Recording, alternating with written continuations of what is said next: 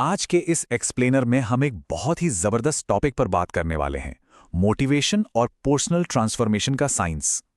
यहां हम क्रिएटर दीपक दहिया के एक बेहद स्ट्रक्चर्ड फ्रेमवर्क का पूरा ब्रेकडाउन करेंगे।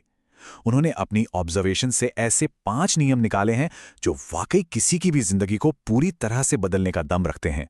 तो चलिए बिना किसी देरी के इस मोटिवेशनल एल्केमी को डिकोड करते हैं और देखते हैं कि ये नियम असल में काम कैसे करते हैं।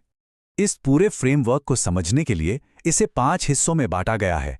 द पावर ऑफ साइलेंस, दर्द को ताकत में बदलना, टाइम की पाइपलाइन को प्लग करना, मन का भ्रम और आखिर में तथास्तु का नियम।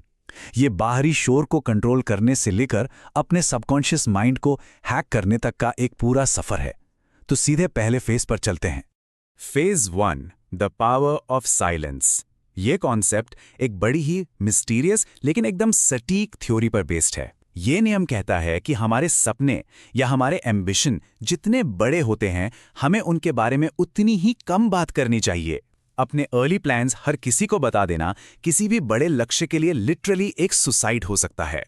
इसे एक बहुत ही कमाल के मेटाफर से समझते हैं।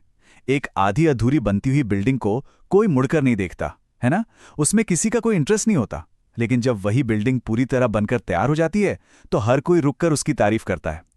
हमारे अर्ली स्टेज आइडियाज के साथ भी बिल्कुल यही होता है। जब तक काम पूरा ना हो, उसे शेयर करना सिर्फ समय की बर्बादी है जो अक्सर लोगों के इग्नोरेंस को बुलावा देती है। सोर्स का क्लियर मैसेज यही है कि अपना काम एकदम चुपचाप किया जाए और अचानक से अपने रिजल्ट्स से दुनिया को चौंका दिया जाए। बैकग्राउंड में शांति से मेहनत करना और फिर सीधे अपने सक्सेसफुल आउटपुट के साथ सामने आना, यही इस फेज की कोर स्ट्रैटेजी है। क्योंकि बातों से ज्यादा अचानक सामने आए हुए रिजल्ट्स कहीं ज्यादा शोर मचाते हैं। अब आगे बढ़ते हैं फेज 2 की तरफ, टर्निंग पेन इनटू पावर। ये नियम लाइफ के सबसे मुश्किल दौर जैसे रिजेक्शन, ब्रेकअप या डिप्रेशन को हैंडल करने पर फोकस करता है। जब सब कुछ बिखर रहा हो, तब ये फ्रेमवर्क बताता है कि उस भारी दुख को एक अनस्टॉपेबल फ्यूल में कैसे बदला जाए। सोर्स में मेंशन की गई इस लाइन पर जरा गौर कीजिए। जब कोई इंसान अपने सबसे बड़े सेटबैक का सामना करता है तो वही उसके सबसे बड़े कमबैक का मौका होता है।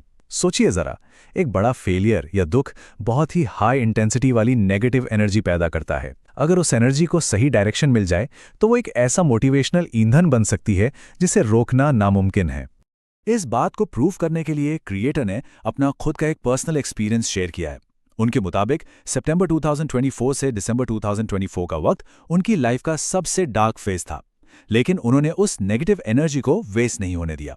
उन्होंने उसे पूरी तरह से अपने काम में चैनल कर दिया, जिसका नतीजा ये निकला कि वो टाइम उनकी लाइफ का सबसे पीक प्रोडक्टिव दौर बन गया। ये दिखाता है कि पास्ट के दर्द को सबसे बड़ा हथियार कैसे बनाया जा सकता है। Phase 3, plugging the time pipeline. Emotions और माइंडसेट्स की बातों के बाद अब ये फेज पूरी तरह से प्योर लॉजिक और टाइम मैनेजमेंट पर बेस्ड है। क्योंकि हमारे पास कितनी भी मोटिवेशन क्यों ना हो, अगर समय और रिसोर्सेज का सही इस्तेमाल नहीं हो रहा है तो सब कुछ बिल्कुल बेकार है। समय के इस गणित को समझने के लिए दिन के 24 घंटों को 3 बराबर हिस्सों में देखा जा सकता है। एक हिस्सा अरबपतियों का है, जैसे इलॉन मस्क या वॉरेन बफेट, दूसरा एक आम इंसान का और तीसरा किसी स्ट्रगल कर रहे व्यक्ति का। यहाँ तर्क बिल्कुल साफ है। टाइम दुनिया की इकलौती ऐसी चीज है जो हर किसी को एग्जैक्टली बराबर मिलती है। स्टेटस चाहे कुछ भी हो, 1 सेकंड भी कम या ज्यादा नहीं मिलता। तो फिर असली दिक्कत कहाँ है? दिक्कत है द लीकी पाइपलाइन कॉन्सेप्ट में। मान लीजिए एक मोहल्ले में पानी की टंकी फुल भरी है पर नलों में पानी आ ही नहीं रहा। ऐसा क्यों? क्योंकि पाइपलाइन में जगह जगह छेद हैं। हमारे 24 घंटे भी उसी फुल टंकी की तरह हैं, पर हमारी डेली रूटीन में ऐसे कई हिडन लीक्स होते हैं जहां एक एक करके मिनट्स वेस्ट हो जाते हैं। इसीलिए जब तक उन लीक्स को ढूंढकर प्लग नहीं किया जाता, कोई भी एक्चुअल आउटपुट नहीं मिलने वाला। इस सब के बाद अब एक बहुत ही दिलचस्प सवाल उठता है। क्या कभी सोचा है कि हमारा माइंड किसी इमेजिनरी यानी काल्पनिक खाने की प्लेट को देखकर भी फिजिकली रिएक्ट क्यों करता है? खाना तो वहां असली में है ही नहीं, फिर भी शरीर का ऐसा रिएक्शन। ये सवाल हमें इस फ्रेमवर्क के चौथे और सबसे अमेजिंग रूल की तरफ ले जाता है। Phase 4, the minds illusion. ये हिस्सा विजुअलाइजेशन के जरिए माइंड को रीप्रोग्राम करने के बारे में है। सोर्स के मुताबिक हमारा इंसानी दिमाग दुनिया की सबसे पावरफुल चीज जरूर है, लेकिन इसे बहुत ही आसानी से बेवकूफ भी बनाया जा सकता है। ऐसा इसलिए क्योंकि हमारा ब्रेन फिजिकल रियलिटी और हमारी गहरी इमेजिनेशन के बीच कोई फर्क नहीं कर पाता। उसी खाने वाले एग्जाम्पल को ही ले लेते हैं। अगर हम अपने फेवरेट खाने जैसे गरम रसगुल्ले या कढ़ाई पनीर के बारे में बहुत डीपली सोचें तो नेचुरली मुंह में पानी आने लगता है। हमारा ब्रेन डाइजेस्टिव एंजाइम्स रिलीज करना शुरू कर देता है। खाना रियलिटी में मौजूद नहीं है, पर माइंड को लगता है कि खाना सच में खाया जा रहा है। ये साफ दिखाता है कि हमारा ब्रेन सिर्फ ख्यालों को कितनी जल्दी हकीकत मान लेता है। इसी साइकोलॉजी का इस्तेमाल करके दिमाग को सक्सेस के लिए हैक किया जा सकता है। सोर्स ने इसके लिए रोज का सिर्फ एक 10 मिनट का रूटीन सजेस्ट किया है। स्टेप 1, सुबह उठते ही 5 मिनट के लिए अपनी सक्सेस और गोल्स को एकदम क्लियरली विजुअलाइज करना। और स्टेप 2, रात को सोने से ठीक पहले वही 5 मिनट का विजुअलाइजेशन रिपीट करना। ऐसा करने से ब्रेन मोटिवेशन देने वाले हार्मोन्स रिलीज करता है, क्योंकि उसे लगता है कि वो सक्सेस पहले ही अचीव की जा चुकी है। और अब हम इस फ्रेमवर्क के आखिरी और सबसे माइंड ब्लोइंग हिस्से पर पहुंच गए हैं, फेज 5, द रूल ऑफ तथास्तु। ये वो कॉन्सेप्ट है जो इस पूरी मोटिवेशन एल्केमी को आपस में जोड़ देता है। यह सिर्फ एक रूल नहीं है, बल्कि एक नजरिया है कि ये यूनिवर्स काम कैसे करता है। तथास्तु संस्कृत का एक शब्द है जिसका मतलब होता है ऐसा ही हो या सो बी इट। सोर्स ये समझाता है कि यूनिवर्स हमेशा हमारे डोमिनेंट थॉट्स, यानी वो विचार जो हम सबसे ज्यादा सोचते हैं, उन पर बिना भेदभाव के तथास्तु कह देता है। ये एक डबल एज स्वॉर्ड की तरह है। अगर हम डरेंगे और सोचेंगे कि कहीं कुछ बुरा ना हो जाए, तो वहां भी तथास्तु मिलता है। और अगर हम पॉजिटिव सोचकर बड़े गोल्स इमेजिन करते हैं, तब भी यूनिवर्स तथास्तु ही कहता है।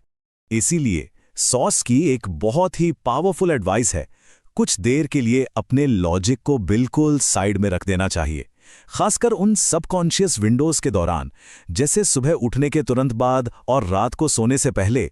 अपनी करंट रियलिटी से कहीं ज्यादा बड़ा सोचना चाहिए। लॉजिक हमें लिमिट्स में बांधता है, लेकिन अगर हमें वो मैजिक चाहिए तो हमें इलॉजिकल होकर इम्पॉसिबल लगने वाले गोल्स को मैनिफेस्ट करना ही पड़ेगा। तो अगर इस पूरे फ्रेमवर्क को सम अप किया जाए तो मेन रूल्स कुछ इस तरह हैं। अपने बड़े सपनों को एकदम सीक्रेट रखें, अपने दर्द को एक प्रोडक्टिव एनर्जी में बदलें, टाइम के लीक्स को प्लग करने के लिए एक मिनट को ट्रैक करें, डेली 10 मिनट विजुअलाइजेशन से माइंड को रीप्रोग्राम करें और आखिर में एक पॉजिटिव तथास्तु माइंडसेट अपनाएं। वैसे जो लोग इन कॉन्सेप्ट्स को और डीपली अप्लाई करना चाहते हैं, उनके लिए क्रिएटर एक 1% क्लब कोर्स भी ऑफर करते हैं, जिसमें इसका पूरा डिटेल मॉड्यूल है।